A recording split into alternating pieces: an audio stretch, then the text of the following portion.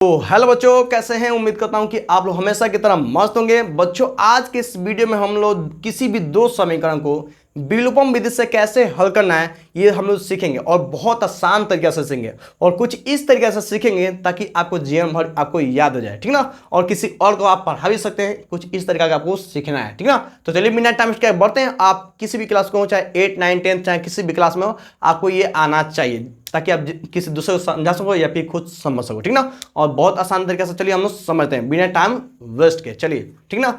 आप देख सकते हैं दोस्तों, यहाँ पर दो समीकरण दिया ना जी। यहाँ पे दो समीकरण दिया है और इन दोनों समीकरणों को किस विधि से ज्ञात करना है बाबू, किस विधि से आपको हल करना है, तो विलोपन विधि से हल करना है। और बहुत आसान है। कितना आसान है? बहुत आसान है, ठीक ना। चलिए, तो आप लोग देख रहे हैं कि पहला देखो, जो भी समीकरण में क्या होता है, जिसमें बराबर लग जाए वो समीकरण होता है, ठीक ना। चलिए, तो ये पहला समीकरण है। कौन समीकरण बाबू? तो पहला समीकरण एक, यानी इस तरह से लिख देंगे समीकरण एक, ठीक ना।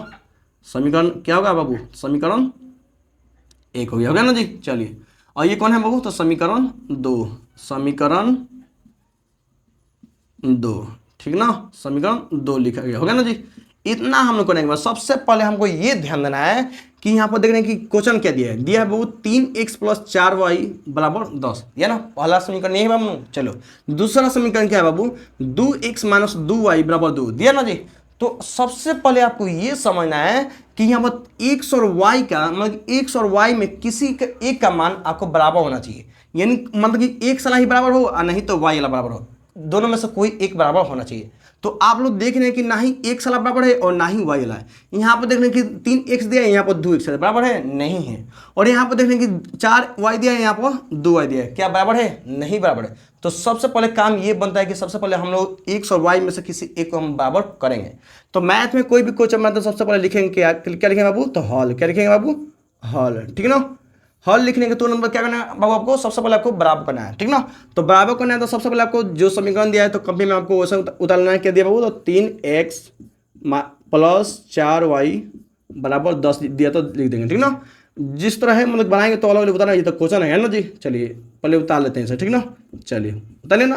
हमको क्या करना है बाबू? हमको क्या करना है कि x चाहे y के मान बराबर करना है। अगर हमको x का मान ज्ञात करना है, मैंने कि x के मान अगर हमको बराबर करना है तो इसमें के जो x के साथ में जो संख्या है इस समीकरण में गुना करेंगे, पूरा इस समीकरण में गुना करेंगे। और जो इसमें x के साथ जो संख्या है तो पहला समीकरण में पूरा में हम गुना करेंगे, ठीक ना। चलिए, तो सबसे पहले क्या करना है बाबू आपको? तो सबसे पहले आपको क्या करना है कि मान के चलिए मुझे x का मान क्या बराबर करना है, यानी x वाला जो दिया है उसको हमको बराबर करना है। तो जो इसमें x के साथ जो संख्या है तो समीकरण 2 में पूरा के साथ हम गुना करेंगे, ठीक ना। समीकरण 2 में सॉरी यहाँ पर x का क्या बाबू? तो 3 दिया ना। तो 3 से पूरा गुना करेंगे। आज जो इसमें x का जो 2 दिया है तो समीकरण 1 में आपको क्या करना है? 2 से पूरा गुना करना है, ठीक ना। मतलब कि जो x के साथ जो संख्या रहेगा तो दूसरा का समीकरण के साथ पूरा गुना करेंगे, और जो दूसरा का समीकरण में जो x के साथ रहेगा वो पहले का समीकरण में पूरा गुना करेंगे, ठीक ना। पहला बात ये है, ठीक ना। तो हम लोग देख रहे हैं कि अब गुना करेंगे 2 से पूरा ये समीकरण में गुना करेंगे। तो 2 में अगर 3 से गुना करेंगे कितना होगा? 2 3 6 हो जाएगा, हो जाए ना। 1 से तो x प्लस है तो प्लस। 2 में अगर 4 से गुना कितना होगा बाबू? 2 चौके 8, अब ये तो y बराबर है तो बराबर। 2 में अगर 10 से गुना कितना बाबू? 2 10 2 तो यहाँ कितना होगा? 20 होगा ना। चलिए इतना तो हम लोग कर लिए, यानी 2 से इस पूरा में हम गुना कर लिए ना। चलिए अब 3 से आपको इसमें पूरा गुना करना है। तो 3 में अगर 2 से गुना करिए कितना बाबू? तो 6 हो गया, होगा ना। एक से तो देख रहेंगे बराबर हो गया, हाँ हो गया ना। चलिए माइनस है तो माइनस। 3 में 2 से गुना कितना बाबू? 3 दूनी 6, वाई तो वाई बराबर तो बराबर। 3 में 2 से गुना कितना बाबू? 6 होगा ना। चलिए इतना हो गया ना जी। इतना बिल्कुल हो गया। तो आपको क्या करना है कि जिसको आप बराबर किए हैं उससे आपको क्या काटना है कैसे भी। तो देख रहे हैं कि दोनों में क्या है? प्लस है, इसके आगे कुछ नहीं है तो क्या प्लस है बाबू? प्लस है ना जी। तो आप जिसको भी बराबर किए हैं उसको आपको क्या करना है? काटना है, यानी क्या करना है? उसको हटाना है। यानी एक साल बराबर किए हैं तो आपको एक साल आपको कैसे भी क्या करना है? हटाना है। तो देखेंगे दोनों प्लस वाला तो क्या बाबू? तो जुटेगा ना, जुटता है, लेकिन हमको क्या करना है? काटना है। तो इसको काटने के लिए हम यहाँ पर लिख देंगे घटाने पर। क्या लिख देंगे बाबू? घटाने पर। यानी जोड़ दोनों में क्या है बाबू? जोड़ है ना। तो यहाँ पर लिख देंगे घटाने पर। तो क्या होगा? घटाने पर जब लिख देंगे ना तो नीचे वाला जो संख्या दिया ना, जो चिन्ह दिया वो बदल जाएगा। यानी प्लस है तो क्या होगा बाबू? माइनस हो जाएगा। यहाँ माइनस दिया क्या बाबू? तो प्लस हो जाएगा। यहाँ इसके आगे मतलब इसके आगे कोई चिन्ह नहीं था क्या बाबू? प्लस है। इसके आगे कोई चिन्ह नहीं था क्या बाबू? प्लस है। तो प्लस है तो क्या होगा बाबू? माइनस हो जाएगा ना। चलिए, तो देख रहे हैं कि एक में प्लस हो गया, एक में माइनस हो गया। अब इस प्लस को नहीं देना है, ऊपर वाला को ध्यान में नहीं देना है, ठीक ना। कि एगो में प्लस 6x हो गया और एगो में माइनस 6x हो गया, तो यानी कि 6 में से 6 कितना होगा 0, यानी कट जाएगा, कट जाए ना। इतना आपको ध्यान में अच्छे से समझ में आ गया। चलिए अब देखिए यहाँ पर आ प्लस 8y आ प्लस 6y, इस मान पर ध्यान नहीं देना, आपको ध्यान रहे, ठीक ना। आ प्लस 8y आ प्लस 6y, यानी 8 6 कितना बाबू, तो 14y। आप बोलेंगे सर प्लस क्या नहीं दिए, तो प्लस 2 या ना 2 प्लस छुपा होता है, ठीक ना। चलिए बराबर है तो बराबर, ठीक ना। प्लस 20 दिया है और माइनस 6 दिया, इस प्लस को ध्यान में नहीं रखना, पता ना आपको। चलिए प्लस 20 और माइनस 6, तो आपको देख रहे हैं एगो में प्लस है एगो में माइनस है, तो घटेगा ना जी। तो ये बताइए प्लस वाला बड़ा है या माइनस वाला बड़ा है, तो प्लस वाला बड़ा है, तो प्लस 2 या ना 2 कोई दिक्कत नहीं है। 20 में 6 जाएगा तो कितना बाबू, तो 14 बचेगा ना। चलिए y के यहाँ से हमको मान निकालना है, y के यहाँ से मान निकालना है, तो y के मान निकालना है तो y को अकेला छोड़ना पड़ेगा। अब 14 तो गुना में है, अब आपको पता है जो गुना में होता है अगर उससे हमको बराबर को उधर भेजना है तो बाटा में चल जाएगा ना जी।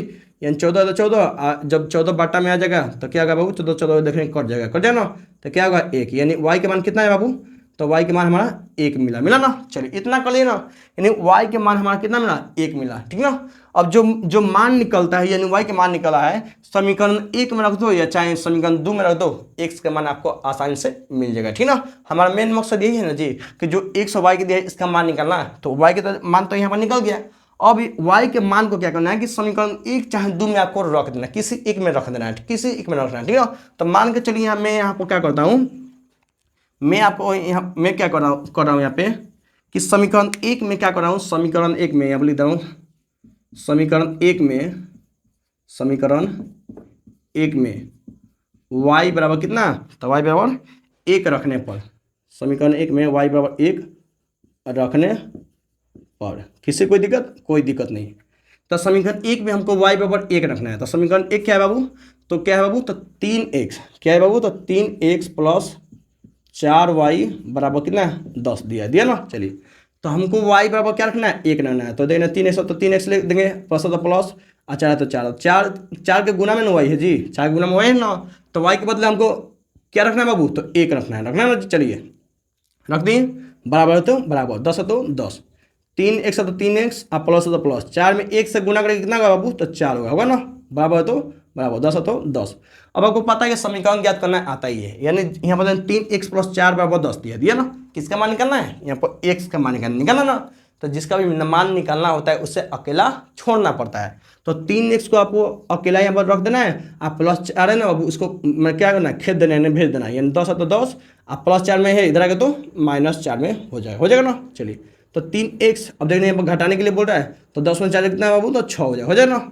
अब देख रहे हैं कि अभी भी देख रहे हैं कि 3 के साथ x के साथ 3 जुड़ा हुआ है ना, तो देख रहे हैं गुना में है ना बाबू, तो आपको पता है कि जो गुना में होता है और गुना में से भेजना पड़ता है, तो बराबर को उधर बाटा में चला जाता है, यानी 1 से तो 1 से अकेला छोड़ देंगे, 6 आज जो गुना में है इधर आगे तो बराबर को इधर बाटा में आ जाएगा। तो देख रहे हैं 3 से तो 6 कट जाएगा, कितना बाबू, 2 बार में, यानी 1 से बराबर 2 हमारा आंसर मिल जाता है।